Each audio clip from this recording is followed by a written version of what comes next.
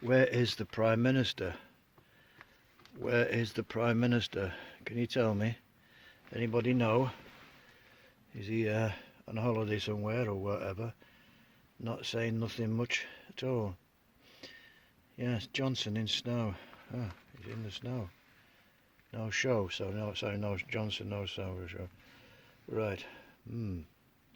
Yes, anyway, I actually found something where you might find some interesting about COVID. Somebody on YouTube, a doctor, which I'll link you to, is quite a handy kind of guy, and better than watching for all these news things that you say from the government.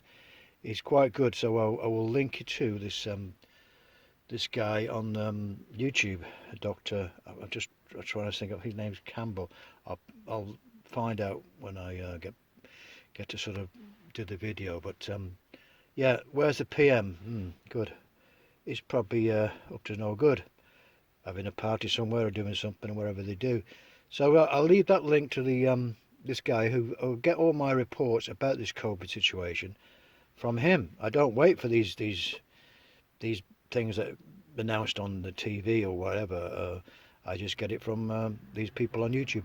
Anyway, folks, I'll leave it there. I'll show you the video. Leave a link to the video. I'll put it onto the put it on this introduction to it. I think he's a very informative kind of guy about COVID and anything towards health as well. He's very good on all kinds of things. If you need to, I'll link his channel and let you have a look. Anyway, thanks very much, and I'll see you on the next one. Bye now. Yes, welcome everybody to the channel. I just want to give this gentleman a plug and sort of put you onto this guy about this COVID situation, Dr. John Campbell.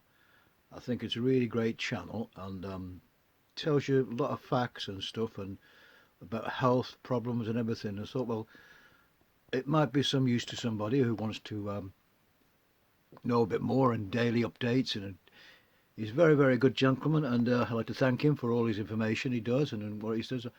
Well, he just put it on his channel, and it's very, very, very good. So I just thought I'd let you have a look and see what you think and leave some comments and tune into his channel if you want to find some more information. If it's useful to you, just let me know. So I'm going to play this one video. This latest one, I think it's today, Tuesday, the 28th. A warm welcome to today's talk, Tuesday the 28th of December. I hope you had an excellent Christmas time. Now, data's been rather sparse, to be fair, over the Christmas period, it has to be said. But basically what's happening is what we've been anticipating for some time now, for the last few weeks now really. Huge number of cases so far, transcribing into relatively low numbers of hospitalisations. And we're going to be looking at the UK and the US to illustrate that today. Now, I just want to start off with some fairly poignant data here from the United Kingdom. So 24th of December, Omicron patients in hospital, it was 366. 24th of December, just before the data sort of shut off for a few days.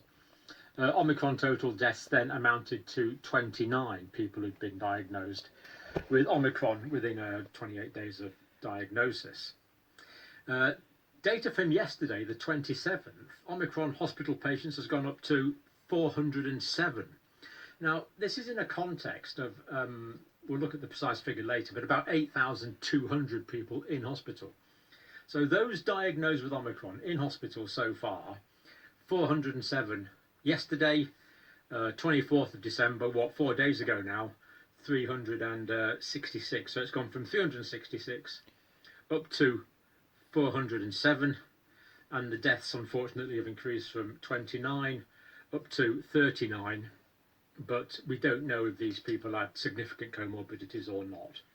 The number of officially diagnosed COVID Omicron cases are now up to 159,000 in the UK, an extra 45,000 on the day.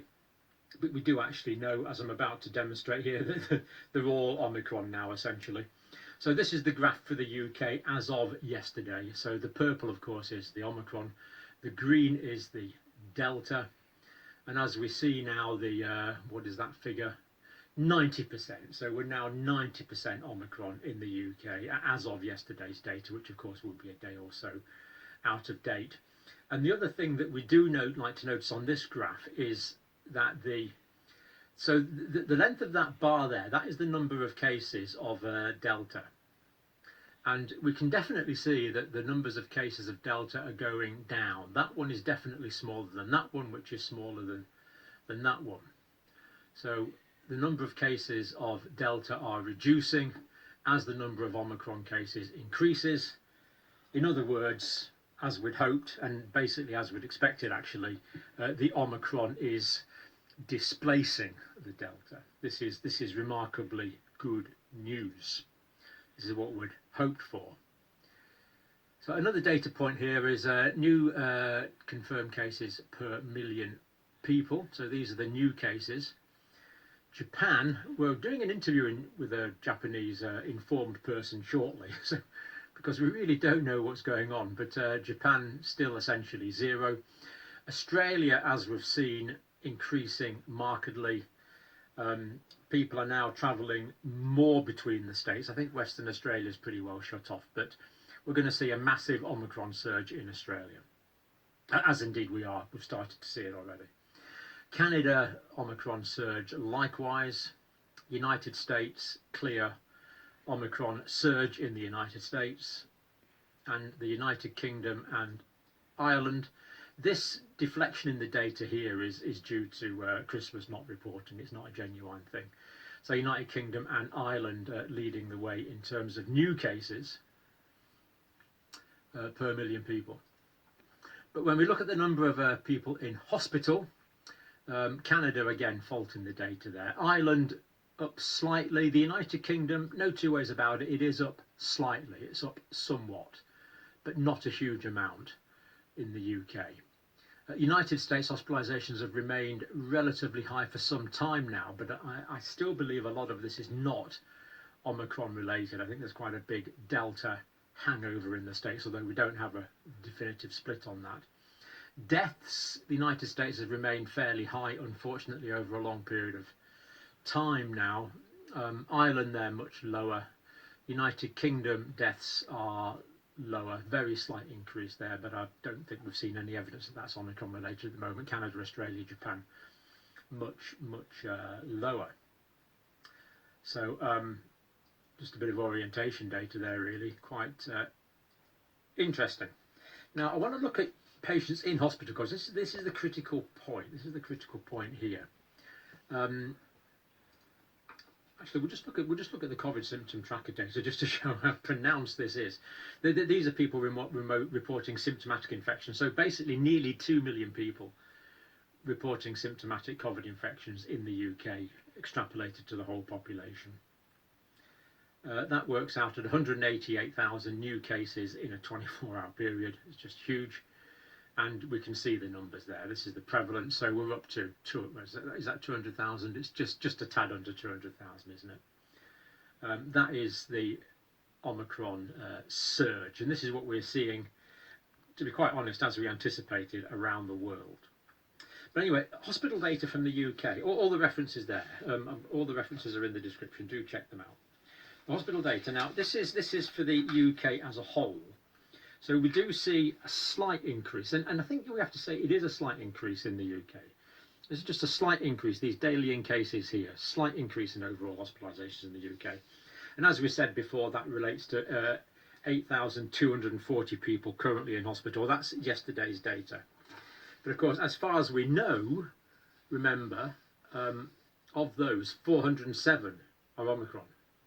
So 407 are Omicron out of 8,240 people actually in hospital. So this is looking remarkably encouraging so far. And if it is the case that the Omicron is, well, I think we can say the Omicron is replacing the Delta, because there's less and less cases of Delta. So I'm hopeful that hospitalisations are going to go down as a result of Omicron displacing Delta. London is a particular epicentre. Now, in London, this is Omicron driven, because they're about 10 days ahead of the rest of the country, perhaps. There is an increase, so there is some increase. So this means that in the rest of the country, we are going to see an increase over the next few days in hospitalisations. No question about that in my mind at all, but a modest one. The curve should be the same as London. And this is transposing to 2,640 patients throughout the Greater London area in hospital. So it's not a massive surge, it's a slight increase. And if we just look at the data's a bit incomplete, but there we see the increase in cases in the UK. So no question that those cases are increasing dramatically. Multiple data points are showing. If we can get the healthcare data, is it going to work? Yeah. So as we've said, latest patients admitted just over, well, nearly 1,200, 1,771, 8,240 people in hospital. But the trend, certainly compared to what we saw last year, we're getting nowhere near those numbers of figures. So these are patients admitted, slight increase in admissions there, but the number of people actually in hospital not going up dramatically. And of course, the explanation for this is that people with Omicron who are admitted to hospital seem to be kept in for a shorter period of time because they're not as sick. And we are not seeing the extreme stress on intensive care at the moment. Let's hope it stays that way. But at the moment, we are not. So the rest of the country is going to follow the London pattern. Now, this is quite an interesting story. This is from I forget who it's from now actually, but it's I think, my apologies, I'll check on the name. It might be James, but a testing site upper west side Manhattan. So Sunday you went to local testing centre at 4 p.m. and they were reporting there that they're getting a 50% hit rate. In other words, there's a 50% positivity in Manhattan. This is just absolutely huge, and it does seem consistent with other data that we're seeing. So in other words, for every 100 people going to get tested, 50 of them are testing positive, indicating massive community transmission in Manhattan, for example. And they do say there that hit rates doubled each of the past 3 days. Sorry, it's not James, it's Michael. I've got the name written down here. It's Michael. Apologies, Michael. Sincere apologies. So Michael had very mild symptoms, not even as bad as a normal cold for Michael, which is very pleased to hear that, Michael. Excellent. Everyone who was talking to in the queue had the same problems because people have been queuing for tests all over the States. The testing kit logistics problem in the States is significant, as you well know if you live in the States. I tested positive and was surprised given how mild the symptoms are. So, but very wise to get tested, Michael. Very wise to get tested. Slightly blocked up, feeling of being a little ill for 1 day. So delighted you had such a moderate symptoms. Slight headache, no cough or runny nose in Michael's case. This surprised me because I've been practically in isolation. So Michael lives alone and had only been to the supermarket in off hours times. Now, a lot of people have been reporting this. They're saying I've been diagnosed with Omicron and I don't know how the heck I got it because I haven't been out. It's almost like it's flying through the window. Now, I'm not saying it's flying through the window, although it is aerosol transmitted, as we know. But just shows how transmissible this is and how quickly it's spreading around everywhere. So Michael's amazed that he got it and does take vitamin D, does take some zinc.